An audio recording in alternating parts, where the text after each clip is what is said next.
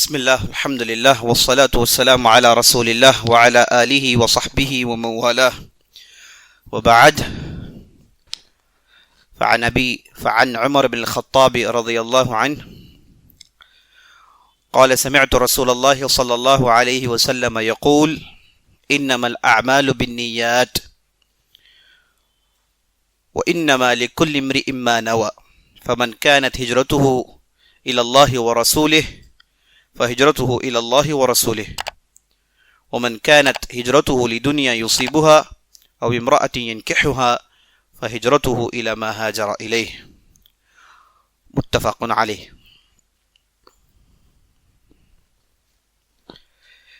عزیز ساتھیو، ماں و بہنوں اور خواتین اسلام، میں سب سے پہلے اللہ رب العزت کی بارگاہ میں دعا کرتا ہوں کہ اللہ تعالیٰ جس طرح ہمیں اس مبارک مجلس میں جمع کیا ہے اسی طرح ہمیں جنت الفردوس میں جمع کریں، اور میں اللہ رب العزت سے دعا کرتا ہوں کہ اللہ تعالیٰ ہماری نیتوں کو خالص بنائے۔ اللہ رب العزت سے دعا کرتا ہوں کہ اللہ رب العزت ہماری اس بیٹھک کو، ہماری اس مجلس کو، ہمارے اس علم کو قبول فرمائے، آمین یا رب العالمین۔ جیسا کہ میں نے گزشتہ کی مجلس میں اور پیوستہ کی مجلس میں اور اس سے پہلے مجلسوں میں عام طور پر بتاتے رہتا ہوں کہ آدمی علم حاصل کرتے وقت جلدی نہ کریں۔ علم حاصل کرتے وقت آدمی کو سب سے بڑی چیز جس کی اسے ضرورت ہے ہمیشہ وہ ہے صبر۔ آدمی صبر کریں۔ جن مسائل کو سمجھنا چاہتا ہے اور وہ مسائل سمجھ میں نہیں آتی تو آدمی بے قرار ہونے کی کوئی ضرورت نہیں، ان باتوں کو لکھ لے، انشاءاللہ اللہ رب العزت آج نہیں کل نہیں بعد میں باتیں انشاءاللہ سمجھ میں آ جائیں گی۔ علم حاصل کرنے کے لیے جہاں صبر کی اشد ضرورت ہے وہاں دعا کی بھی ضرورت ہے کہ آدمی دعا کرتے رہے کہ اللہ رب العزت اسے علم سے سرفراز کرے اور اس کے علم کو مفید بنائے۔ عزیز دوستو، آدمی علم حاصل کرتے وقت اسے پختہ بنانے کے لیے اسے دو کوششیں کرنی ہیں۔ پہلا یہ کہ آدمی مسائل کو جاننے کے ساتھ ساتھ حفظ کرے، کون سی باتیں کب کب آئیں ان باتوں کو حفظ کرنے کی کوشش کرے، اور اس کے بعد باتوں کو لکھ کر رکھیں اور جو نوٹس آپ نکالتے ہیں ان نوٹ میں اس نوٹ کو بخوبی بہترین نوٹ کہا جا سکتا ہے جس کو صرف آپ سمجھتے ہوں۔ وہ نوٹ خوبصورت یا پھر بہترین نوٹ ہو نہیں سکتا جسے آپ نے کتاب کی شکل میں لکھا ہو۔ اسی لیے جب آپ درس میں بیٹھتے ہیں تو آپ جب نوٹس نکالیں گے تو یہ نوٹس مختصر ہوں، چند کلمات پر منحصر ہوں، کیونکہ آپ پوری بات لکھ نہیں سکتے، پوری بات درس کے دوران لکھ نہیں سکتے۔ عام طور پر لوگ کہتے ہیں کہ آپ تھوڑا دھیما بولیں، ہم اسے لکھ لیتے ہیں، یہ تھوڑی کتاب پڑھ رہے ہیں ہم، یہ درس ہے، آپ پورا لکھ نہیں سکتے۔ آپ اس میں چند الفاظ، چند اہم باتوں کو اپنے طور سے اسے لکھ لیں، جیسے کہا جاتا ہے اسے اسکربل کر لیں، اور بعد میں گھر میں بیٹھ کر اس کا مستقل نوٹ بنائیں۔ تو دوران درس آدمی مکمل طور پر لکھ نہیں سکتا، اس کے لیے ممکن نہیں، لیکن بعض چیزیں جنہیں یاد کرنے کی ہوتی ہیں، جنہیں ہم آپ کو لکھواتے ہیں، انہیں آپ ایسے ہی لکھنے کی کوشش کریں۔ ٹھیک ہے، چلیے اصل موضوع کی طرف آگے بڑھتے ہیں۔ کل کی مجلس میں ہم نے گزشتہ کی مجلس میں ہم نے حدیث کا آغاز کیا۔ سب سے پہلے راوی کے متعلق سنا، عمر بن خطاب رضی اللہ عنہ کون تھے اور ان کی چند اہم خوبیاں ہم نے دیکھی، اور اس کے بعد اس حدیث کا آغاز ہم نے کیا۔ انما الاعمال بالنیات، ایک جملہ، وانما لكل امرئ ما نوى، دوسرا جملہ، فمن كانت هجرته الى الله ورسوله فهجرته الى الله ورسوله، تیسرا جملہ، فمن كانت هجرته لدنيا يصيبها او امرأة ينكحها فهجرته الى ما هاجر اليه، چوتھا جملہ۔ پہلے جملے میں آپ صلی اللہ علیہ وسلم نے اصل بات بتائی، اس بات کو آپ صلی اللہ علیہ وسلم نے تھوڑا پھیلایا، اسے آپ صلی اللہ علیہ وسلم نے تھوڑا ایلابریٹ کیا، تو دوسرا جملہ آپ صلی اللہ علیہ وسلم نے کہا۔ دوسرے جملے کو سمجھانے کے آپ صلی اللہ علیہ وسلم نے تیسرا جملہ کہا، اور تیسرے جملے میں جس بات کو آپ صلی اللہ علیہ وسلم نے کہا اس کا بالکل مخالف چہرہ آپ صلی اللہ علیہ وسلم نے چوتھے جملے میں کہا۔ تو یہ 4 جملے گویا کہ ایک ہار کے 4 بڑے بڑے موتیاں ہیں جو آپ صلی اللہ علیہ وسلم نے اسے بہترین انداز سے جوڑ دیا ہے. تو ایک جملے اور دوسرے جملے کے درمیان تعلقات سمجھنا بہت ضروری ہے. تو چلیے پہلے جملے کے تعلق سے ہم گفتگو کرتے ہیں. انما الاعمال بالنیات. انما یہ 2 لفظوں سے جڑ کر بنا ہے. ایک ہے انا، دوسرا ہے ما. یہ انا عربی زبان میں اسے کہتے ہیں نواسخ الابتداء. ان لیت لیت لکن کأن لعل. اس کی 4 بہنیں ہیں یا پھر 6 بہنیں ہیں. یہ کسی بھی جملے کے آغاز میں آتے ہیں اس جملے کے اندر تاکید پیدا کرنے کے لیے. یہ عام طور پر مبتدا خبر میں آتے ہیں. میں اس لیے عربی اور نحو کے تعلق سے تھوڑی گفتگو کر رہا ہوں تاکہ بعض ایسے حضرات ہیں جو نحو صرف سمجھ سکتے ہیں، تو میں چاہتا ہوں کہ انہیں بھی ان باتوں سے آگاہ کر دیں. تو انما، انا پلس ما، یہ انا تاکید کے لیے استعمال ہوتا ہے. تاکید کرنے کے لیے، کسی بھی چیز پر زور ڈالنے کے لیے استعمال کرتے ہیں. خاص طور پر یہ عرب اس وقت استعمال کرتے ہیں جب اگر کسی نے آپ کی رائے سے انکار کیا یا پھر ممکن ہے کہ آپ کی رائے کا انکار کرے گا، تو ایسی صورت میں عرب جملے کا آغاز انا سے کرتے ہیں تاکہ سننے والا سمجھ لیں کہ میں تمہاری رائے کی مخالفت کر رہا ہوں، تمہاری رائے کو میں ماننے والا نہیں ہوں. اسی لیے ہم دیکھتے ہیں قرآن میں اکثر جگہ اللہ رب العزت انا سے شروع کرتا ہے تاکہ بات میں زور ہے کہ مشرکین تم جو کہہ رہے ہو وہ نہیں ہے، وہ سمجھو، میں جو کہہ رہا ہوں یہی حقیقت ہے. تو انا کے بہت سارے معنی ہیں اور اس کے بہت سارے استعمالات ہیں. بہرحال مختصر اتنا سمجھ لیجئے، تاکید پیدا کرنے کے لیے، زور پیدا کرنے کے لیے، ایمفاسائز پیدا کرنے کے لیے عربی زبان میں انا کا استعمال ہوتا ہے. اب انا کے ساتھ یہاں پر ایک ما جمع ہو گئے. اس ما کو کہتے ہیں ما الکافہ. یہ ما الکافہ کے تعلق سے اہل علم کہتے ہیں کہ یہ ما الکافہ اگر انا کے بعد آ جائے تو انا اپنا عمل نہیں کرتا. انا کا عمل نصب دینا ہے، لیکن ما اس کے ساتھ جڑ جائے تو انا نصب نہیں دیتا، اسی لیے ما الکافہ کہتے ہیں. بہرحال انما کا معنی آتا ہے فقط، صرف، جسٹ، ایگزیکٹلی، یہ اس کے معنی آتے ہیں. تو انما الاعمال بالنیات، بلا شبہ اعمال کا دار و مدار نیتوں پر ہے. verily all intentions are based on verily all actions are based on intentions. آپ کا ہر عمل اس کی بنیاد نیت پر ہے. نیت فاؤنڈیشن ہے، عمل عمارت ہے. بغیر فاؤنڈیشن کی عمارت کھڑی نہیں ہوتی. تو آپ صلی اللہ علیہ وسلم کہتے ہیں اعمال اس کی بنیاد نیت پر ہے. ہر عمل مقبول یا پھر غیر مقبول اس وقت مانا جائے گا جب تک کہ نیت کو نہیں دیکھ لیا جائے. تو نیت ہی فیصلہ کرتی ہے کہ کون سا عمل مقبول ہے، کون سا عمل مقبول نہیں. آپ صلی اللہ علیہ وسلم نے ان تمام باتوں کو انما ڈال کے آپ صلی اللہ علیہ وسلم نے جملے کا حق ادا کر دیا. تو انما میں اتنی تاکید ہے کہ آدمی کے ذہن میں اس بات کو ٹھونستی ہے تاکہ آدمی سمجھ لے کہ دیکھو عمل صرف اور صرف نیت پر کھڑا ہے. عمل کی بنیاد نیت پر ہے، نیت نہیں تو عمل نہیں. یعنی ایک آدمی بغیر نیت کی اس نے حج کیے، عمرے کیے، صدقہ کیا، سب کچھ کیا، لیکن نیت نہیں ہے تو یہ سب بیکار ہے، اس کی کوئی بنیاد نہیں. تو آپ صلی اللہ علیہ وسلم نے انا جوڑ کر اس معنی کے اندر زور پیدا کیا ہے. تو انما الاعمال بالنیہ، اعمال کی بنیاد، اعمال کھڑے ہیں نیت پر، اعمال کھڑے ہیں نیت پر، اس کا معنی آتا ہے. الاعمال، عملوں، اعمال اس کا مفرد ہے، اس کا سنگولر ہے عمل. عمل سے مراد کیا ہے؟ عمل سے مراد کیا ہے؟ کیا ہر وہ کام جو ہم کرتے ہیں کیا یہ عمل ہے؟ اب کلاس میں بیٹھ کے کوئی سو رہا ہے یہ عمل ہے، کوئی سن رہا ہے یہ عمل ہے، کوئی لکھ رہا ہے عمل ہے. کون سا عمل ہے اور کون سا فعل ہے؟ انسان 2 کام کرتا ہے، ایک عمل کرتا ہے، ایک کام کرتا ہے. تو عمل کو عمل اس وقت کہیں گے جب آدمی نے اسے کیا ثواب حاصل کرنے کے لیے، اجر حاصل کرنے کے لیے جب وہ کرتا ہے تو وہ کیا ہے؟ عمل ہے. آدمی بغیر ثواب کی نیت کے کچھ کرتا ہے اسے کہیں گے فعل، عادت. ایک ہے عمل، ایک ہے فعل. ثواب کی نیت سے جو بھی کام کرے وہ ہوگا عمل، بغیر ثواب کی نیت سے آدمی جو بھی کرتا ہے وہ معمولی فعل ہے. تو عمل کا معنی جو آدمی ثواب حاصل کرنے کے لیے، اللہ کے قریب ہونے کے لیے جو بھی کام کرے اسے کہتے ہیں عمل. اب یہاں پر عمل کی 3 قسمیں ہیں.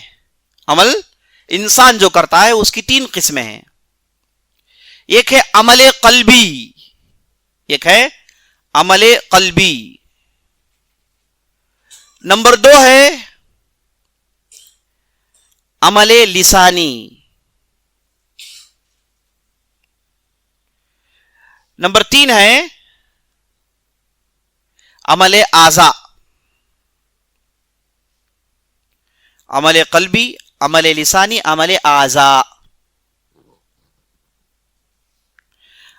عمل قلبی سے مراد دل کے اعمال ہیں. دل کے اعمال کیا ہے؟ دل کے عمل کرتا ہے تقوی. تقوی یہ دل کا عمل ہے. اللہ سے ڈرنا، اللہ کی خشیت، اللہ پر محبت، توکل اللہ پر. یہ سب کیا ہے؟ عمل قلبی. یہ سب ہوتے کہاں ہیں؟ دل میں ہوتے ہیں. دل کا کام ہے یہ. عمل قلبی کا معنی دل کا کام، دل کا عمل. تو دل کا عمل کیا ہے؟ دل کیا عمل کرتا ہے؟ یہی کرتا ہے. اس کے بعد آپ لکھ لیجئے اللہ کی طرف رجوع کرنا ہے نا، غور و فکر کرنا، آیتوں میں تدبر کرنا، تفکر کرنا، آیتوں کو سمجھنے کی کوشش کرنا. یہ سب کیا ہے؟ عمل قلبی ہے. یہ عمل دل کرتا ہے. ایک ہے عمل لسانی. عمل لسانی کہتے ہیں زبان کی عبادت. زبان کی عبادت میں کون سی چیز داخل ہے؟ شکریہ ادا کرنا اللہ کا، اللہ کی تسبیح بیان کرنا، لا الہ الا اللہ کہنا، اچھائی کا حکم دینا، برائی سے روکنا، علم سکھانا، سیکھنا. تو زبان جہاں کہیں بھی استعمال ہوتی ہے اچھائی میں اسے کہتے ہیں عمل لسانی، زبان کا عمل. سمجھے نہیں سمجھے؟ تیسرا ہے عمل اعضاء. عمل اعضاء سے مراد آپ کے جسمانی عبادت. جیسے آپ نماز کے لیے کھڑے ہو گئے تو آپ رکوع کرتے ہیں، سجدہ کرتے ہیں، قیام کرتے ہیں، تکبیر کرتے ہیں. اپنے اعضاء کا مطلب پارٹس آف دا باڈیز، جسم کے اعضاء، آرگنز. تو عمل اعضاء مطلب آرگنز کے ذریعے سے عمل کرنا. جیسے آپ حج کرتے ہیں، چل کر جاتے ہیں، ہے نا. تو جس کا تعلق آپ کے جسم کے اعضاء سے ہے، جسم کے پارٹ سے ہے، تو یہ ہے عمل اعضاء. تو 3 قسم کے عمل: عمل قلبی، عمل لسانی، عمل اعضاء. یہ تینوں عمل یہاں داخل ہیں. جب نبی صلی اللہ علیہ وسلم نے کہا انمل اعمال، بلا شبہ اعمال، یہ اعمال کے لفظ میں یہ تینوں عمل داخل ہیں. عمل قلبی، عمل لسانی، عمل اعضاء. یہ تینوں قسم کے اعمال اگر نیت نہیں کی جائے ٹھیک ڈھنگ سے، یہ پورے اعمال بیکار ہو جائیں گے. یہ پورے اعمال بیکار ہو جائیں گے. تو الاعمال میں یہ سب داخل ہیں. اس کے بعد انما الاعمال بالنیہ. بالنیہ یہ با السببیہ ہے. انما الاعمال بسبب النیہ. اعمال کی بنیاد نیت کے سبب سے ہے، نیت کی وجہ سے ہے. اگر نیت نہیں ہے تو اعمال ضائع، بیکار. تو یہ با عربی زبان میں سے با السببیہ کہتے ہیں. النیہ، النیہ نوا ینوی نیتا فہو ناوین. نوا ینوی کا معنی آتا ہے عزم کرنا، پختہ ارادہ کرنا، مقصد بنانا. پختہ ارادہ کرنا کسی بھی عمل کو کرنے کے لیے، اور یہ عمل اللہ کو خوش کرنے کے لیے. تو نیت کا معنی کیا ہے؟ کسی بھی عمل کو کرنے کا پختہ ارادہ کرنا اللہ کو خوش کرنے کے لیے. نیت کا معنی کیا ہے؟ العزم علی الطاعہ تقربا الی اللہ. کیوں؟ کسی بھی قسم کے عمل کرنے کے لیے نیت کرنا، عزم کرنا، اسٹرانگ انٹینشن کرنا. کس کے لیے؟ اللہ کی قربت حاصل کرنے کے لیے، اللہ کے قریب ہونے کے لیے، ثواب کے لیے، اجر کے لیے. یہ معنی ہے نیت کا. یہ معنی ہے نوا ینوی نیہ. نیہ فعلہ، جزا یجزی جزیہ. نوا ینوی نیہ، اصل میں وہ نیو یا تھا، واو یا بن گیا نیہ. تو مصدر ہے، نیہ مصدر ہے. تو اب پورا اب جملہ اب جوڑ کر دیکھیں گے تو معنی بنتا ہے اعمال نیتوں کی وجہ سے ہے، اعمال نیتوں کی وجہ سے. اب یہ جو جملہ ہے انما الاعمال بالنیہ، ہم نے عمل کیا ہے دیکھ لیا، نیت کیا ہے ہم نے دیکھ لیا، اسے جوڑ کر ہم نے معنی سمجھنے کی کوشش کی. اب اس میں دو قسم کی، غور کرتے وقت دو قسم کے معنی نکلتے ہیں. ایک معنی اس میں یہ نکلتا ہے کہ آدمی کرتا ہے تو عمل نیت کے ساتھ کرتا ہے، بغیر نیت کے آدمی عمل کرتا ہی نہیں، ایک معنی. دوسرا معنی یہ ہے، دوسرے معنی میں گویا کہ آپ کے لیے حکم ہے کہ دیکھو عمل کرنے سے پہلے نیت کر لو. تو پہلے جملے میں معنی یہ ہوتا ہے کہ آپ کو میسج دیا جا رہا ہے، خبر سنائی جا رہی ہے کہ دیکھو انسان جو بھی عمل کرتا ہے نیت کے ساتھ کرتا ہے، بغیر نیت کے انسان عمل نہیں کرتا. یعنی جو ہو رہا ہے، جو ہو رہا ہے. نمبر دو کے معنی اس میں نکلتے ہیں کہ دیکھو جہاں عمل کی بنیاد نیت پر ہے تو عمل کرو تو کس کے ساتھ کرو؟ نیت کے ساتھ کرو. یعنی دوسرا معنی گویا کہ حکم ہے آپ کے لیے، آپ کو حکم دیا جا رہا ہے کہ دیکھو شریعت نے عمل کو نیت پر کھڑا کیا ہے، تو آپ جب عمل کرو گے تو آپ کو کرنا کیا ہے؟ نیت کے ساتھ کرنا ہے. آپ نیت کے بغیر کریں گے تو آپ کے اعمال نہیں چلیں گے. تو دوسرا جملہ آپ کو حکم دے رہا ہے، آپ کو امر دے رہا ہے، آپ کو کوشن کر رہا ہے کہ دیکھو یہی صحیح ہے. وہی جملہ پہلا معنی اس کا نکلتا ہے کہ دیکھو تو انسان کرتا ہے تو عمل نیت کے ساتھ کرتا ہے. یہ جو پہلا حکم ہے یہی پہلا معنی ہے. اسی معنی کو امام طبری اور علماء سلف نے مانا ہے. پہلے جملے کو اسی معنی کو علماء سلف نے مانا ہے، حالانکہ دوسرا معنی بھی سے نکلتا ہے. دونوں معنی سمجھ میں آئے نہیں آئے؟ پہلا معنی جس میں آپ کو حکم نہیں دیا گیا بلکہ آپ کو خبر سنائی گئی، انسان عمل کرتا ہے تو نیت کی بنیاد پر کرتا ہے. دوسرا معنی اس کا بنتا ہے کہ دیکھو جہاں عمل کی بنیاد نیت پر ہے تو عمل کرو تو نیت کے ساتھ کرو. تو پہلا جو معنی میں نے بتایا، میں یہ بتا رہا ہوں علماء سلف نے اسی کو صحیح قرار دیا، یہی معنی انہوں نے مانا ہے. سمجھ میں آئی نہیں بات؟ اچھا، اگر انہوں نے یہ مانا ہے کہ انسان عمل کرتا ہے تو نیت کیوں کے ساتھ کرتا ہے تو کچھ خوبی نہیں اس کے اندر. اگر پہلا معنی ہم لیں گے جو امام طبری اور دوسرے امام احمد بن حنبل دوسرے ائمہ کے پاس ہے، اگر یہ معنی ہم لیں گے تو معنی کے اندر کوئی خوبی نہیں ہے نا بھئی. اعمال انسان کرتا ہے نیت کے ساتھ کرتا ہے تو خوبی کہاں سے پیدا ہوگی اس میں؟ نبی صلی اللہ علیہ وسلم نے اسے حدیث میں شامل کیوں کیا؟ ہاں، تو اگر پہلا معنی آپ مانیں گے تو پہلے معنی کے بعد کا جملہ اس معنی کو پورا کرتا ہے. پہلا معنی آپ مان کر چلیں گے تو اس کے بعد کا جو جملہ آتا ہے جس میں کہا گیا انما لکل امرئ ما نوى، آدمی کو صرف وہ ملنے والا ہے جس کی اس نے نیت کی. یہ دوسرا جملہ ہے. پہلا جملہ دیکھیے، عملوں کا دار و مدار نیتوں پر ہے، عمل کھڑے ہیں نیتوں پر. دوسرا جملہ، آدمی کو صرف وہ حاصل ہونے والا ہے جس کی اس نے نیت کی. تیسرا جملہ، جس کسی نے اللہ اور اللہ کے رسول کے لیے ہجرت کی اس نے اللہ اور اللہ کے رسول کے لیے ہجرت کی. چوتھا جملہ، جس کسی نے دنیا حاصل کرنے کے لیے ہجرت کی یا پھر کسی عورت سے شادی کرنے کے لیے ہجرت کی، اس کے لیے وہی ملے گا جس نے اس کی نیت کی. یہی پوری حدیث کا ترجمہ ہے، پوری حدیث کا یہی ترجمہ ہے. تو پہلا جملہ آپ دیکھیں گے تو عملوں کا دار و مدار نیتوں پر ہے. دوسرا جملہ، ہر آدمی کو وہی کچھ ملنے والا ہے جس کے اس نے نیت کی. آپ ساتھ ساتھ انگلش ٹرانسلیشن دیکھیں یا پھر آپ کے پاس اردو ہے تو وہ ٹرانسلیشن دیکھتے جائیں تاکہ آپ کو معنی اچھے ڈھنگ سے سمجھ میں آ جائے. تو میں یہ بتا رہا تھا کہ پہلے جملے کے اندر جو معنی بیان کیا گیا ہے اس کے اندر دو معنی نکل سکتے ہیں. ایک انسان اس میں غور کر کے دو معنی نکال سکتا ہے. پہلا معنی یہ کہ عمل ہوتے ہیں تو نیتوں کے ساتھ. دوسرا معنی یہ کہ بھائی دیکھو عمل کی بنیاد جہاں نیت پر ہے تو اس لیے چوکنا رہو، عمل کرو تو نیت کے ساتھ کرو. یہ معنی اس کے اندر نکلتا ہے.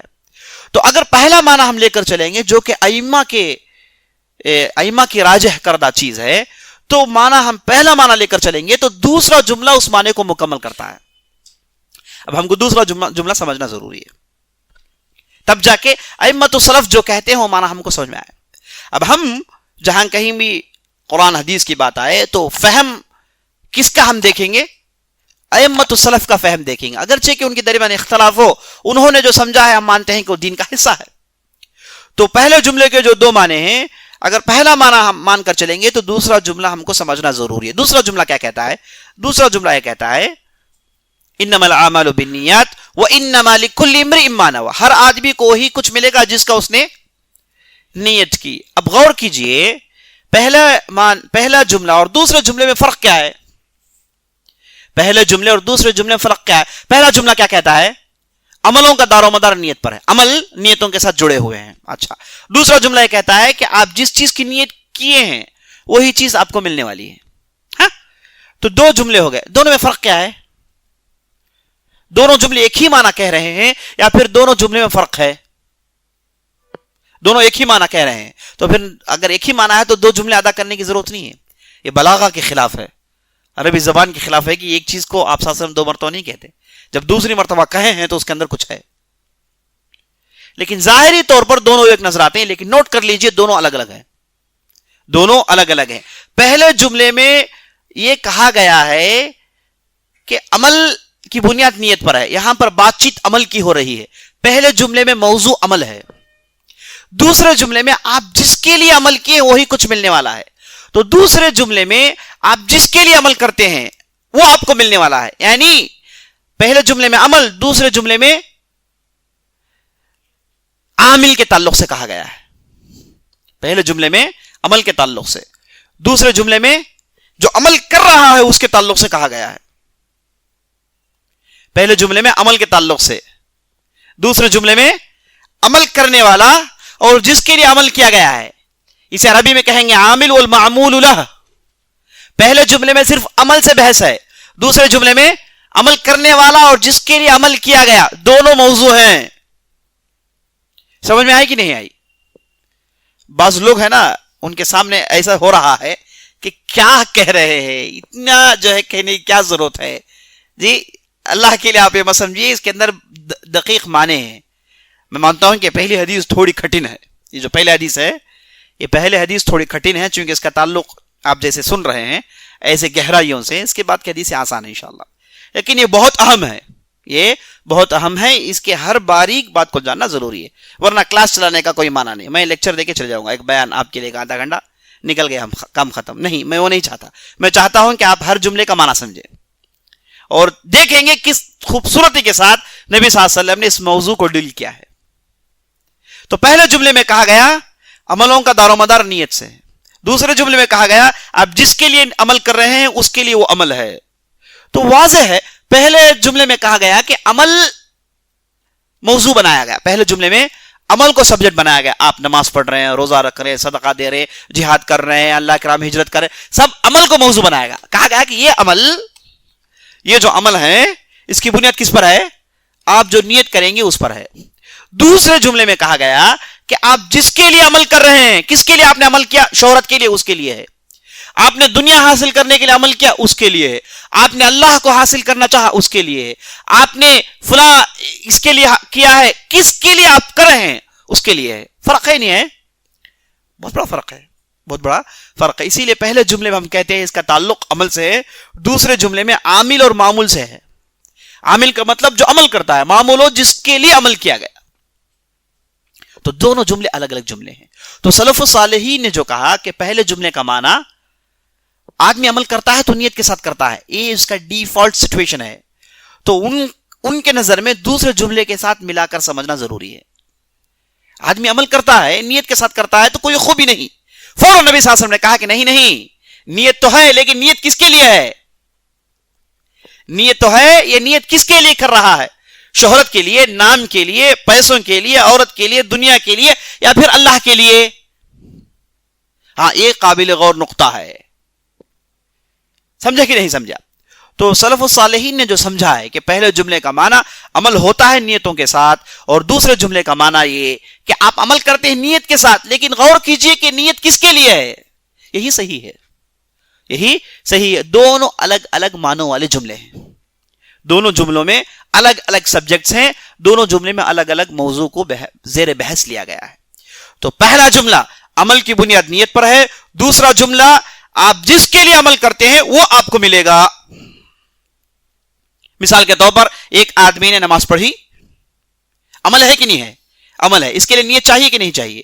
اس نے نماز کے لیے کھڑا تھا، کیا اس نے نیت کیا ہوگا؟ نہیں کیا ہوگا؟ کیا ہوگا؟ تو نیت ہے عمل کے ساتھ، لیکن یہ نماز پڑھ رہا ہے دکھانے کے لیے، یا پھر تھوڑی دیر کے لیے کمپنی سے ریسٹ حاصل کرنے کے لیے، فریش ہونے کے لیے پڑھ رہا ہے، یا پھر ریلیکس کرنے کے لیے پڑھ رہا ہے، یا پھر اللہ کے قریب ہونے کے لیے پڑھ رہا ہے نا، یا پھر ٹائم پاس کے لیے پڑھ رہا ہے، یا پھر کسی کی عادت ہے وقت ہوتی نماز پڑھنا، بچپن سے سکھا دیا گیا اور اسی نہج پر عمل کر رہا ہے، کس کے لیے کر رہا ہے؟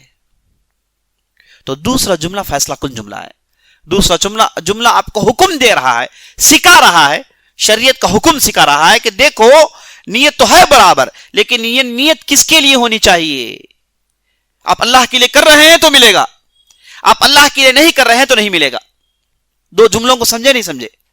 پہلا جملہ جس عمل کے تعلق سے، دوسرا جملہ عامل کے تعلق سے. پہلے جملے میں کہا گیا کہ آپ عمل جو کرتے ہیں اس کی بنیاد نیت پر ہے، دوسرے جملے میں کہا گیا آپ نیت کے ساتھ جو عمل کرتے ہیں یہ کس کے لیے آپ کریں گے وہ چیز آپ کو ملے گی. تو یہ دو جملوں میں نبی صلی اللہ علیہ وسلم نے گویا کہ تھیوری کو ڈیل کیا ہے، تھیوریٹیکل آپ صلی اللہ علیہ وسلم نے عمل کے سبجیکٹ کو ڈیل کیا ہے کہ نہیں؟ اچھا، یہ اتنی زبردست حدیث اور بنیادی حدیث ہے، اس کے تعلق سے ائمہ نے کیا کچھ نہیں کہا. امام احمد بن حنبل کہتے ہیں کہ انما الاعمال بالنیات کی حدیث، اور اس کے بعد من عمل عملا لیس علیہ امرنا عائشہ رضی اللہ عنہ کی حدیث، اور اس کے بعد الحلال بین وحرام بین وبینہما امور مشتبہات نعمان بن بشیر کی روایت. یہ پوری روایت آنے والی ہے. یہ تین روایتیں دین کی بنیاد ہے. اگر ان تین روایتوں کو، ان تین حدیثوں کو اگر کسی نے مکمل شرح کے ساتھ ان مسائل کے ساتھ سمجھ لیا، گویا کہ اس نے دین کو سمجھ لیا. الاعمال بالنیات والی حدیث میں نبی صلی اللہ علیہ وسلم نے کس کے تعلق سے گفتگو کی؟ نیت کے تعلق سے، اخلاص کے تعلق سے. اور اس کے بعد من عمل عمل لیس علیہ امرنا فہو رد، جو کوئی بھی کام کرے گا جس میں ہمارا مہر نہیں وہ کام مردود ہے. اس کا تعلق اعمال سے ہے. اور تیسرا الحلال بین والحرام بین، حلال واضح حرام واضح ہے، لیکن درمیان میں بعض مشکوک چیزیں ہیں. عقل مند آدمی، تقوی والا آدمی وہ ہے جو ان شک والی چیزوں کو چھوڑ دیتا ہے. حدیث انشاءاللہ اس کی شرح آنے والی ہے. تو امام احمد بن حنبل نے کہا کہ پوری دین کی بنیاد ان تین چیزوں پر ہے، ظاہری، باطنی اور مشکوک چیزیں. اس سے بچنا ہی دین ہے. اچھائی پر عمل کرنا، برائی سے بچنا ٹھیک ہے، لیکن بعض ایسی چیزیں ہیں جو ڈاؤٹ فل ہیں، شک والی ہیں، ان کے ساتھ کیسے ڈیل کرنے سیکھیں، یہی دین ہے. اگر تین حدیثوں کو کوئی سمجھ لے گویا کہ اس نے دین کو سمجھ لیا. امام ابو داؤد رحمۃ اللہ علیہ کہتے ہیں کہ میں نے 5 لاکھ حدیثوں کو جمع کیا. کیا کہتے ہیں؟ میں نے 5 لاکھ حدیثوں کو جمع کیا، اس میں سے میں نے 4700 حدیثوں کو میری کتاب سنن ابو داؤد میں شامل کیا ہے. 5 لاکھ حدیث میں نے جمع کی، اس میں سے 4700 حدیثوں کو میں نے سنن ابو داؤد میں نے شامل کیا. اور میں اب یہ کہتا ہوں، وہ کہہ رہے ہیں کہ میں یہ 4700 حدیثوں میں نظر ڈالنے کے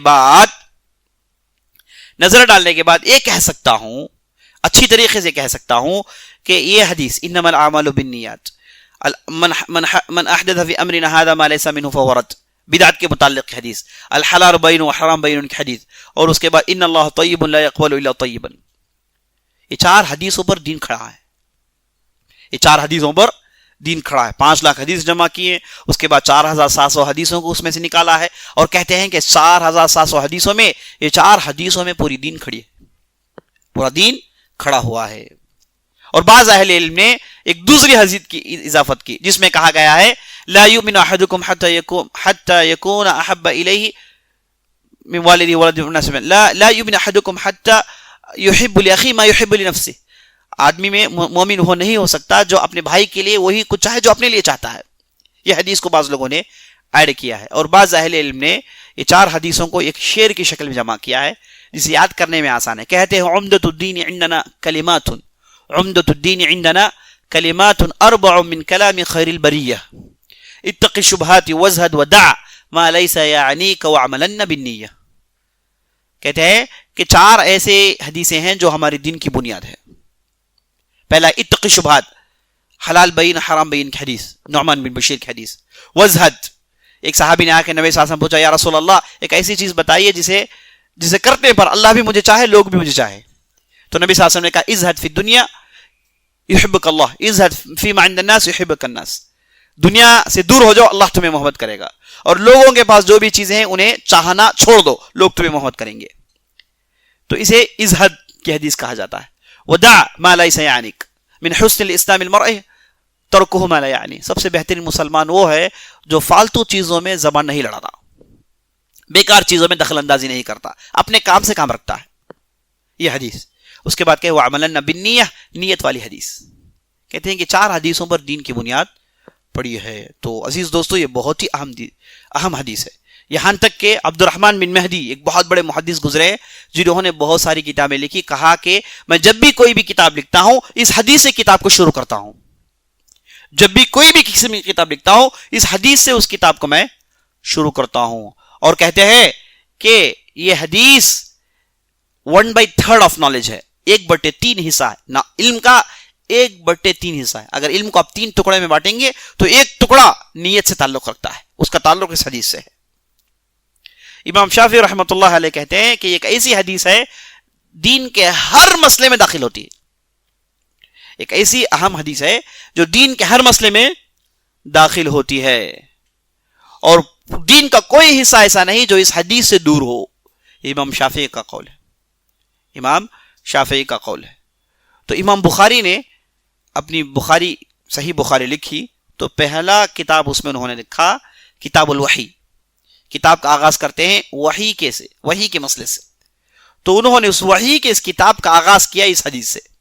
بخاری کی پہلی حدیث یہی حدیث ہے جسے ہم پڑھ رہے ہیں. تو وحی کا مسئلہ ہے، اس میں نیت کا کیا دخل ہے؟ اہل علم کہتے ہیں کہ بخاری ہم کو یہ بتانا چاہتے ہیں کہ چاہے مسئلہ کسی بھی قسم کا ہو اس کا تعلق اس حدیث سے ہے، اس کا تعلق اس حدیث سے ہے. تو اہل علم قدیم زمانے سے، محدثین قدیم زمانے سے اپنی کتاب کا آغاز اسی حدیث سے کرتے ہیں، کیونکہ یہی بنیاد ہے. اگر یہاں پر خلل پیدا ہو گیا تو آپ کی پوری محنت بیکار. تو اتنی اہم حدیث ہے، اس لیے اس کی شرح سمجھنا اور اسے اپنے عمل میں لانا بہت بہت ضروری ہے. تو چلیے واپس ہم جس حدیث کے تعلق سے گفتگو کر رہے تھے، جس گوشے سے ہمارا تعلق تھا گفتگو کا، اس میں پہلا جملہ یہ ہے کہ عملوں کا دار و مدار نیت پر ہے. دوسرا جملہ آپ جس کے لیے عمل کر رہے ہیں، جس کے لیے آپ نے نیت کیا ہے وہ آپ کو مل کر رہے گا. تو دونوں جملے الگ الگ جملے ہیں. پہلا جملہ ایک عام جملہ، آپ صلی اللہ علیہ وسلم نے اسے تھوڑا ایلابریٹ کیا اور دوسرے جملے میں اسے جوڑ لیا. دونوں جملوں کو آپ جوڑ کر دیکھیں گے تو بہت سارے مسائل نکلتے ہیں. پہلا مسئلہ اس میں نکلتا ہے کہ نیت کا فائدہ کیا ہے. جب آدمی نیت کرتا ہے تو اس کا فائدہ کیا ہے؟ نیت کا فائدہ کیا ہے؟ نیت کے عزیز دوستو 2 فائدے ہیں یا پھر 3 فائدے لکھ لیجئے.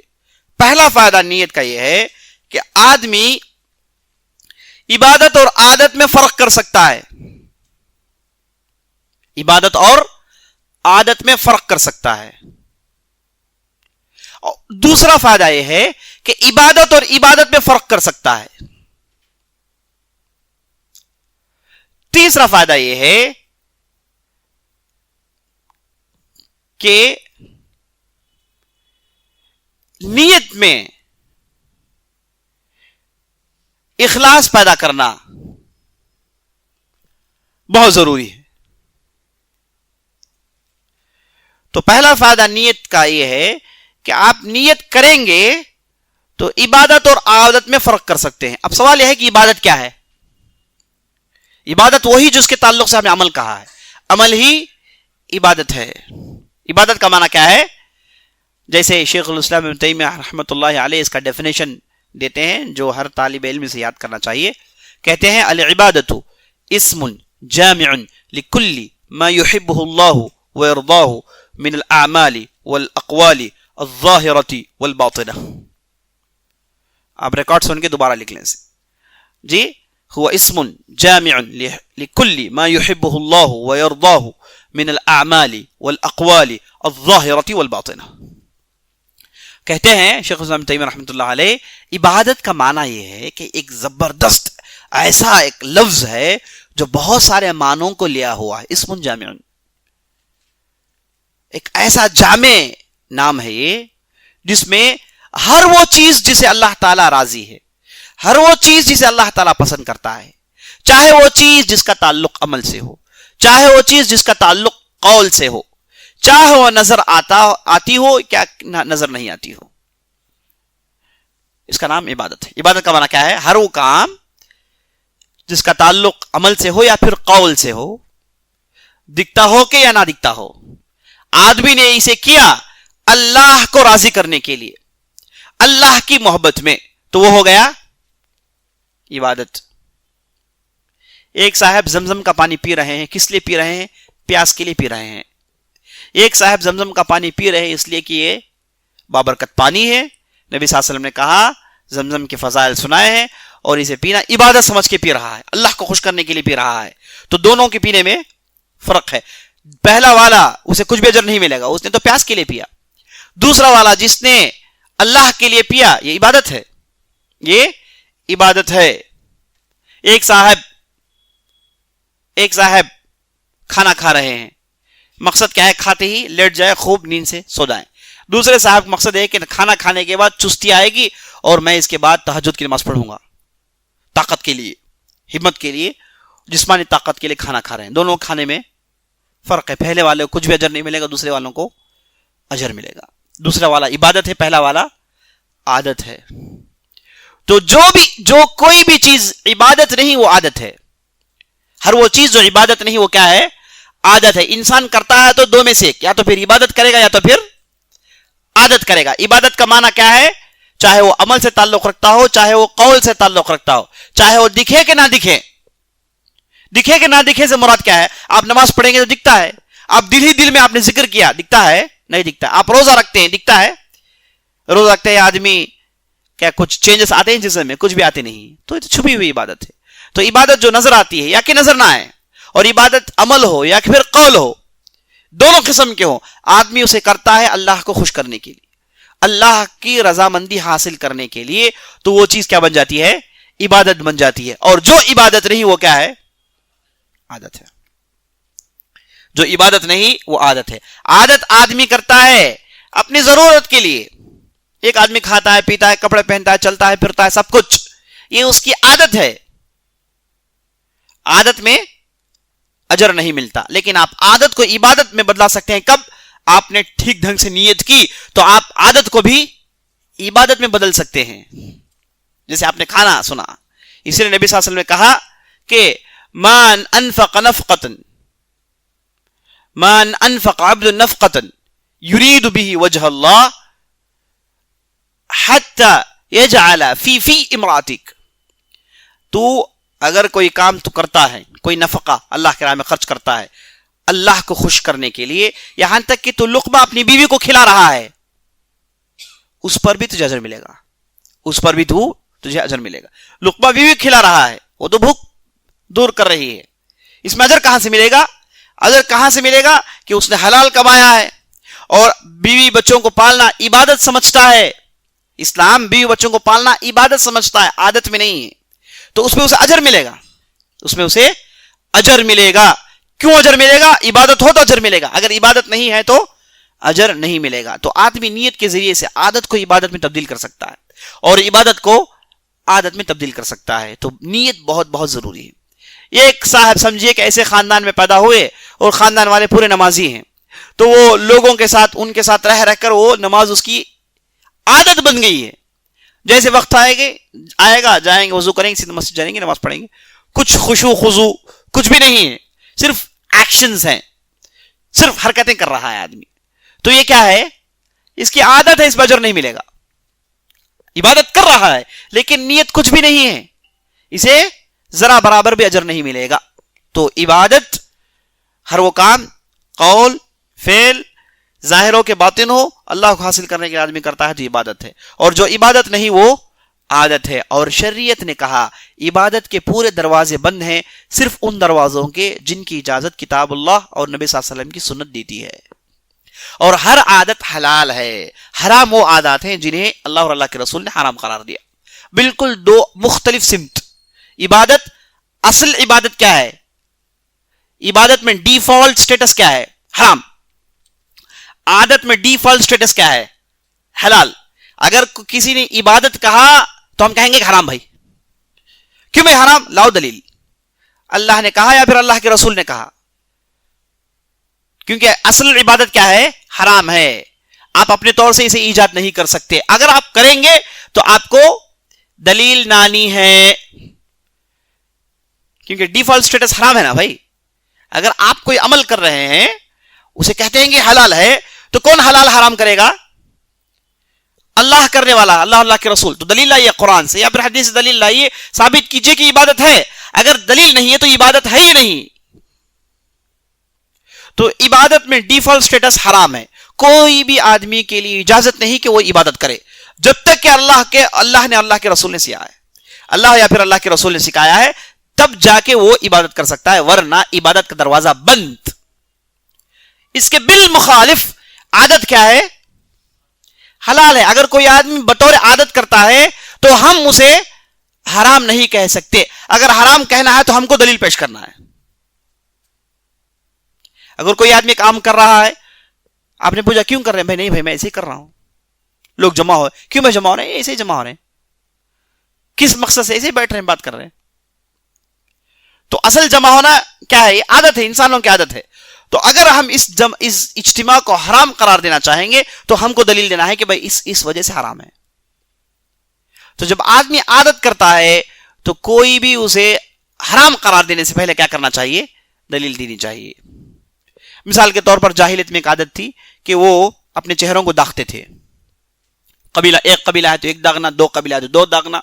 اس ڈھنگ سے داغتے تھے تاکہ آدمی چہرہ دیکھتے پہچان لے کہ فلاں زبردست بدو قبیلے سے، اس کے قریب جائیں گے تو آدمی نچھڑ دے گا، ہمیں دور رہیں بہتر ہے.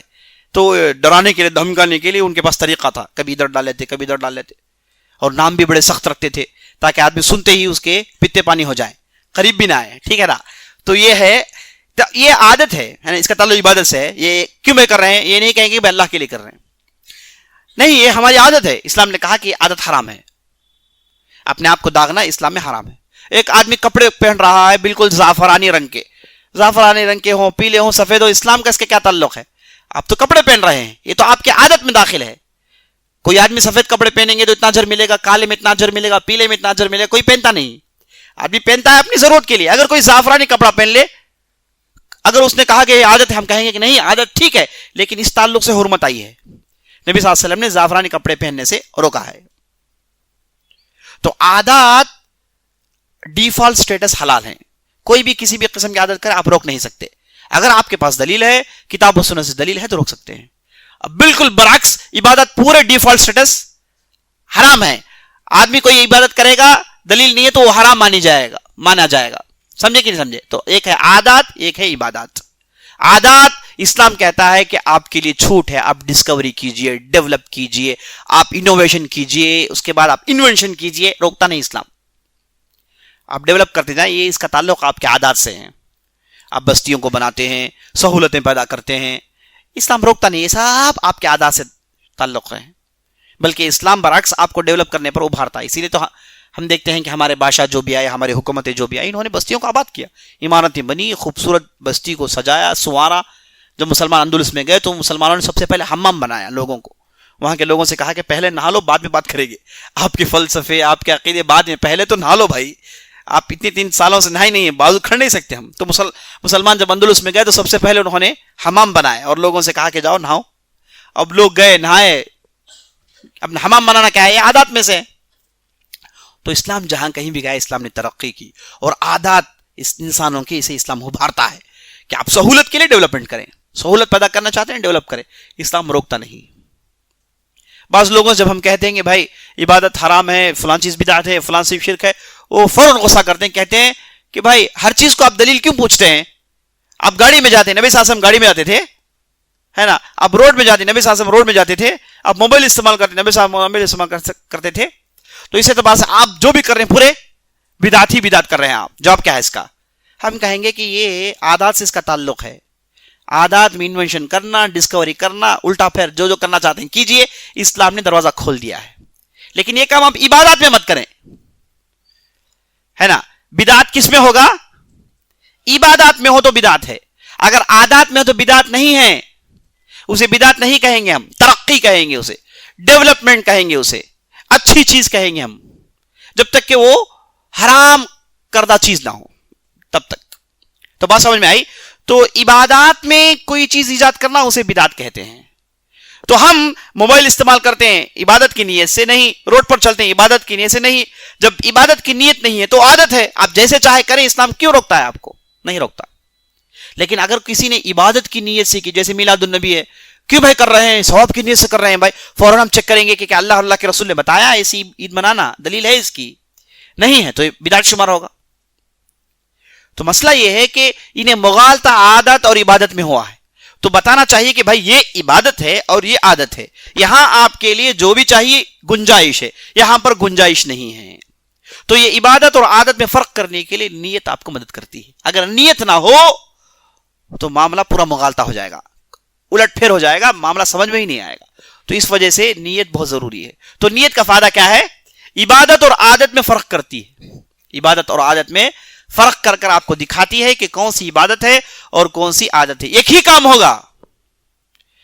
کام ہوگا لیکن نیتوں کی وجہ سے آسمان زمین کا فرق ہوگا. ایک صاحب آ کر بیٹھے ادھر اس وجہ سے کہ علم حاصل کریں, دوسرے آئے وہ بھی علم حاصل کرنے کے لیے آئے. ایک صاحب کا مقصد یہ ہے کہ علم حاصل کر کے میں علامہ بن کے سب کو بتاؤں گا, میرے جتنے بھی ہیں سب کو بتاؤں گا, مجھے کیا معلوم بول کو. یہ ایک صاحب کی نیت یہ ہے. ایک دوسرے صاحب کی نیت ہے کہ میں نہیں, اللہ کے پاس بلند مرتبہ حاصل کرنا چاہتا ہوں, علم حاصل کرنا عبادت ہے. تو یہ صاحب کو کیا ملے گا؟ یہ صاحب کو جہنم ملے گا اور یہ صاحب کو جنت ملے گی. کیونکہ علم حاصل کرنا دنیاوی غرض سے جہنم کو دعوت دینا ہے. نعوذ باللہ, بڑا ہی معاملہ سنگین معاملہ ہے. نبی صلی اللہ علیہ وسلم حدیث میں کہا, لا تعلموا العلم لی تباہوا به العلماء ولتماروا به السفهاء ولا تخیروا النار. نبی صلی اللہ علیہ وسلم کہتے ہیں کہ آپ علم اس وجہ سے مت حاصل کرو کہ علماء کے درمیان بیٹھ کر خود اپنی علم کی جوہر ثابت کریں, یا پھر جاہلوں کے درمیان بیٹھ کر اندھوں میں کانا راجا بن کر رہیں. اس کے لیے نہیں.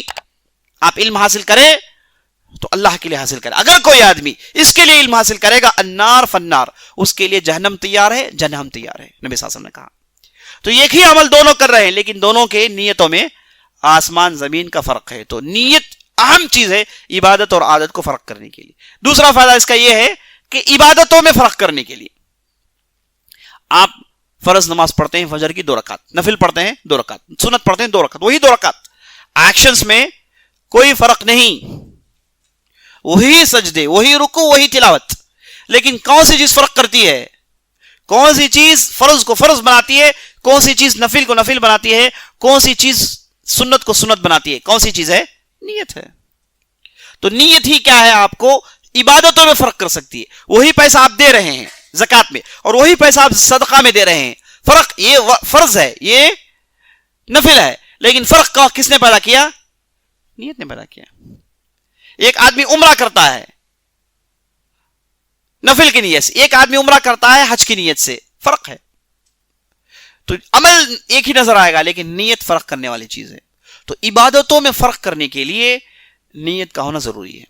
تو نیت عادت اور عبادت میں فرق کرتی ہے, نیت عبادتوں میں فرق کرتی ہے. نیت عادتوں میں فرق کرتی ہے, عادت کے لیے نیت کی کوئی ضرورت نہیں, وہ تو ایسے ہی چلے گا, اجر نہیں ہے اس میں. اب اس میں کیا فرق کریں, کیا ہے, کچھ بھی نہیں چلے گا جب ہم اس موضوع پر گفتگو کریں گے جس کا تعلق عبادت سے ہو جائے. تو تیسرا فائدہ, یہ جو پہلے کے 2 فائدے ہیں, پہلے کے 2 نتیجے ہیں, عبادتوں میں فرق, عادت اور عبادت میں فرق, یہ اہل علم کا موضوع ہے جس کا تعلق اہل علم کا موضوع ہے جس کا تعلق فقہ سے ہو. فقہی مسائل میں سے دیکھتے ہیں, ٹھیک ہے. لیکن جب معاملہ اخلاص کا آتا ہے, اللہ کے لیے کرنے کا آتا ہے, ریا کا آتا ہے, تو اہل علم نے اسے الگ موضوع بحث بنایا ہے اور اہل علم نے اسے کہا الارادۃ والقصد. الارادۃ والقصد. دیکھیے نیت کے تعلق سے آپ نے جو بھی بحثیں سنی عبادت اور عادت فرق کرنے کے لیے, یہ ایک نیت ہے, ٹھیک ہے. نیت کا اس سے بڑا فائدہ یہ ہے کہ نیت اگر آپ اللہ کے لیے کریں گے تو ہی عبادت چلے گی, اخلاص جسے کہتے ہیں. تیسرا فائدہ یہ ہے کہ یہ حدیث آپ کو, یہ نیت آپ کو اخلاص سکھاتی ہے. تو اہل علم نے جب بھی اس حدیث کو بیان کیا انہوں نے اخلاص اس سے مراد لیا. یہ حدیث نبی صلی اللہ علیہ وسلم نے کس لیے کہا؟ فقہی مسائل میں اختلاف پیدا کرنے کے لیے یا پھر سمجھانے کے لیے نہیں. نبی صلی اللہ علیہ وسلم نے اس حدیث کو کہا تاکہ آپ کو کیا معلوم ہو جائے؟ اخلاص کی اہمیت معلوم ہو جائے. ایک آدمی سیم عمل کرے گا, دونوں کے اعمال سیم نظر آئیں گے, بالکل ایک ہی نظر آئیں گے, لیکن فرق نیت پر ہوگا. ایک آدمی دنیا حاصل کرے گا, دوسرا آخرت حاصل کرے گا. تو اہل علم نے اخلاص سے جس کا تعلق ہے اسے موضوع بنایا. اور ہم جب قرآن حدیث پڑھتے ہیں تو نبی صلی اللہ علیہ وسلم نے لفظ نیت کو اور اللہ نے لفظ نیت کو مختلف الفاظ سے استعمال کیا ہے. قرآن نے خاص طور پر نیت کے لیے جو لفظ استعمال کیا ہے وہ ارادہ کا لفظ ہے. ارادہ یرید ارادتن. جیسے دیکھیے ایک آیت میں اللہ نے کہا ومن یرید حرث الدنیا ومن یرید حرث الآخرۃ نزد له فی حرثہ ومن یرید حرث الدنیا نؤتیہ منها وما له فی الآخرۃ من نصیب. جو آدمی دنیا چاہتا ہے تو یہاں پر یرید ارادہ یرید کا استعمال ہوا ہے. یہاں پر اصل میں ینوی معنی ہے. اصل میں کیا معنی ہے؟ نوا ینوی مراد ہے اس سے. تو لفظ نیت کو قرآن نے کبھی ارادے سے استعمال کیا اور کبھی قرآن نے ابتغاء وجہ اللہ استعمال کیا ہے. جیسے ایک قرآن کی آیت میں آیا ہے لا خیر فی کثیر من نجواکم الا من امر بصدقۃ او بمعروف او اصلاح بین الناس ومن يفعل ذلك ابتغاء مرضات اللہ فسوف نؤتیہ اجرا عظیما. آدمی جو بھی عمل کرتا ہے اس میں خیر نہیں سوائے تین کے. ایک صدقے کے تعلق سے گفتگو کرے, یا پھر اچھائی کے تعلق سے گفتگو کرے, یا پھر لوگوں کے درمیان اصلاح کرنے کے لیے گفتگو کرے. اگر یہ تین اچھے کام کرے گا اللہ کے لیے ابتغاء وجہ اللہ ابتغاء مرضات اللہ, تو یہاں پر لفظ ابتغاء استعمال ہوا ہے. تو قرآن نے نیت کے لیے دو لفظوں کو استعمال کیا ہے, ایک ارادہ کا لفظ استعمال کیا ہے, ایک ابتغاء کا لفظ استعمال کیا ہے. اس کے تعلق سے آپ کو قرآن میں ڈھیر سارے آیتیں مل جائیں گی. اور حدیث میں نبی صلی اللہ علیہ وسلم نے کہا من یرید اللہ بہ خیرا یفقہہ فی الدین. اگر اللہ کسی بندے کے ساتھ اچھائی کی نیت کرے تو اسے اللہ رب العزت دین کی پہچان دیتا ہے, سوچ دیتا ہے. تو حدیثوں میں بھی نبی صلی اللہ علیہ وسلم نے نیت کے لیے ارادہ یرید کا لفظ استعمال کیا ہے. اور اس کے بعد ہم سلف الصالحین کے اقوال پڑھتے ہیں تو ہمیں اس میں بھی ڈھیر سارے نیت کے تعلق سے باتیں ملتی ہیں. انشاءاللہ میں کل کی مجلس میں ہم اہل علم نے اخلاص کے تعلق سے کیا کہا اور اخلاص اور اس حدیث سے کیا تعلق ہے, آپ نے اس کے تعلق سے چند باتیں سنی. انشاءاللہ کل کی مجلس میں اور تفصیل سے سننے والے ہیں. اقول قولی ھذا واستغفر اللہ لی ولکم ولسائر المسلمین من کل ذنب وخطیئہ فاستغفروہ انہ الغفور الرحیم وصلی اللہ علی نبینا محمد وعلی آلہ وصحبہ اجمعین. کوئی سوال ہے تو کریں. سوال کر رہے ہیں کہ سیاست کیا اس کا تعلق عادت سے ہے یا پھر کیا یہ عبادت سے اس کا تعلق ہے. دیکھیے عزیز دوستو, بعض عادات جیسے آپ کو میں نے بتایا, آپ نیت اس کی اللہ کو خوش کرنے کے لیے کریں گے تو یہ عبادت بن جاتی ہے. اگر کوئی ایک حاکم یا پھر بادشاہ سیاست کے ذریعے سے خیر پھیلانا چاہتا ہے, اچھائی پھیلانا چاہتا ہے کہ میں ادھر آؤں گا یا پھر فلاں پارٹی ادھر آئے گی تو وہ خیر کرے گی, تو اس ناحیے سے ہم کہیں گے جہاں تک اس کے لیے خیر کا ارادہ ہے, اللہ کے لیے کرنا چاہتا ہے, تو یہ گوشہ اس کے لیے عبادت ہو سکتا ہے. یہ گوشہ اس کے لیے عبادت ہو سکتا ہے.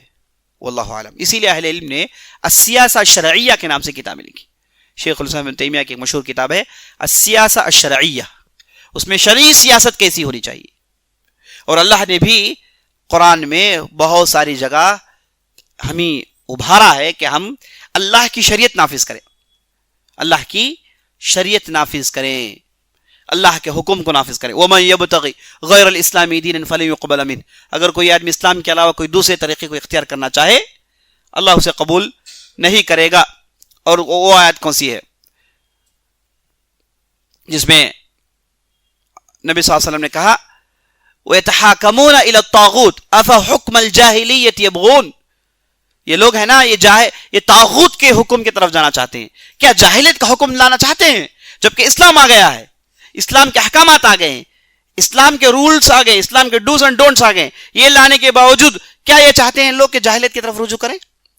تو اسلام جہاں دین ہے, جہاں مذہب ہے, دین اسے کہیں گے جس کا تعلق آخرت سے ہو, مذہب اسے کہیں گے جس میں آخرت کی بات نہیں بلکہ دنیا میں جینے کے لیے چند سیٹ آف رولز کی ضرورت پڑے, اسے کہتے ہیں مذہب. اسی لیے ہم کہتے ہیں اسلام دین بھی ہے مذہب بھی ہے.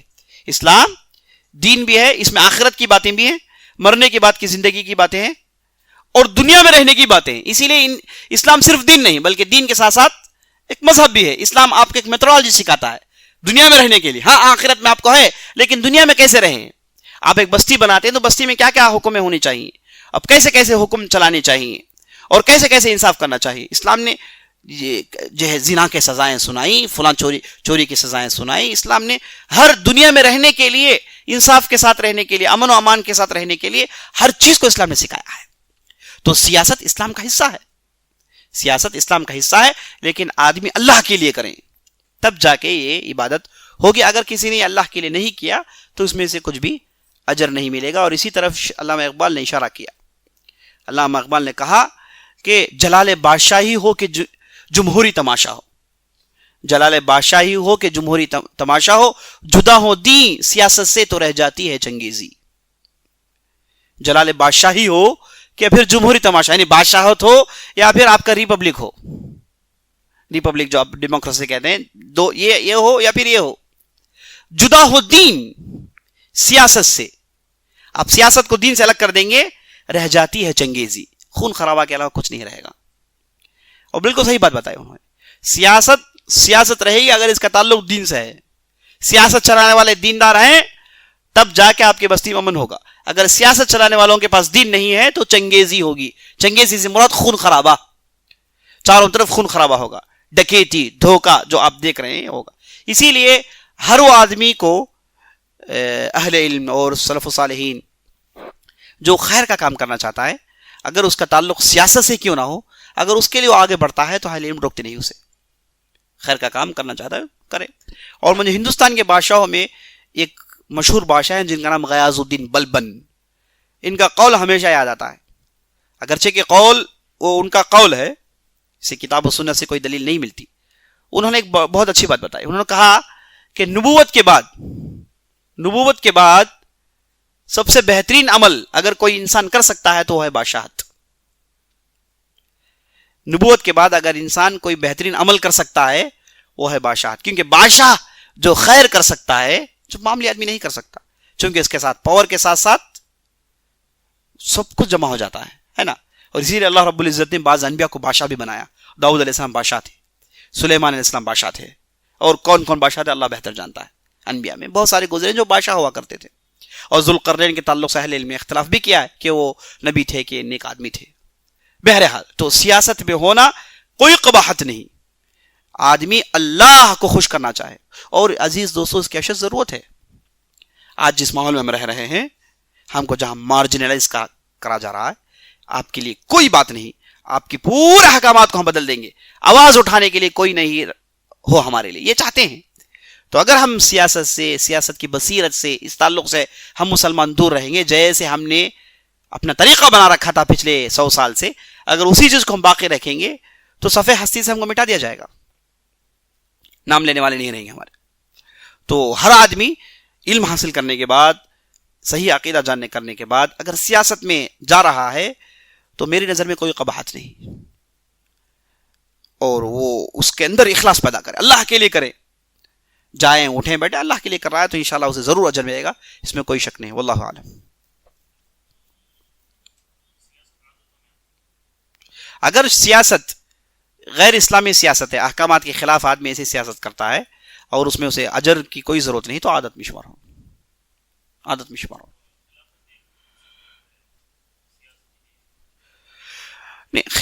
خلافت کے تعلق سے کہہ رہے ہیں کہ خلافت وہ بھی ایک سیاست ہے، تو پھر خلافت کا کیا حکم ہے؟ یہی بات ہے، خلافت ہو کہ سیاست ہو.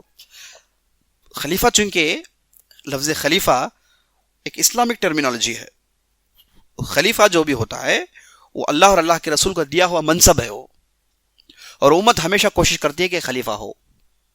اور خلیفہ یہ نبی صلی اللہ علیہ وسلم کی سنت ہے. نبی صلی اللہ علیہ وسلم نے خلیفہ چھوڑ کر کہا، اسی لیے ابو بکر صدیق کہتے ہیں خلیفۃ الرسول. اس کے بعد انہوں نے بعد کے لوگوں کو چھوڑا، تو یہ سلسلہ جاری رہا. تو خلیفہ کا ہونا امت کے لیے بہت فلاح و بہبود ہے، اس میں کوئی شک نہیں. تو خلافت اور سیاست میں فرق ہے. خلافت یہ شرعی لفظ ہے نا، یہ لفظ شرعی لفظ ہے. سیاست شرعی لفظ نہیں ہے. سیاست آپ شریعت سے بھی تعلق ہے اس کا، غیر شریعت سے بھی اس کا تعلق ہے. تو خلافت یہ ہے نا، یہ صریح شرعی لفظ ہے. اور خلیفہ یہ صریح کیا ہے، یہ شرعی لفظ ہے. اس وجہ سے جو ہے ہم یہ کہیں گے کہ خلافت لفظ شریعت سے اس کا گہرا تعلق ہے. کرنے والا عبادت میں اور عابد شمار ہوگا، اس میں کوئی شک نہیں. لیکن خلافت میں سیاست ایک حصہ ہے. خلافت میں سیاست کا ہونا ایک حصہ ہے. تو آدمی جو خلیفہ ہے وہ سیاست سے کیسے ڈیل کرنا جانتا ہے، چونکہ خلیفہ ہر ایرا غیرہ بن نہیں سکتا. خلیفے کے لیے علم کے ساتھ ساتھ عمل بھی ہو، ساتھ ساتھ تجربہ بھی ہو، یہی آدمی خلیفہ بن سکتا ہے، عام معاملی چیز نہیں ہے۔ تو یہ آدمی جب خلیفہ بنتا ہے تو بحیثیت سیاست جو بھی وہ اقدام اٹھاتا ہے، اگر اس میں اس نے اللہ کو مد نظر رکھا ہے تو اس میں اجر ملے گا اسے انشاءاللہ۔ واللہ عالم۔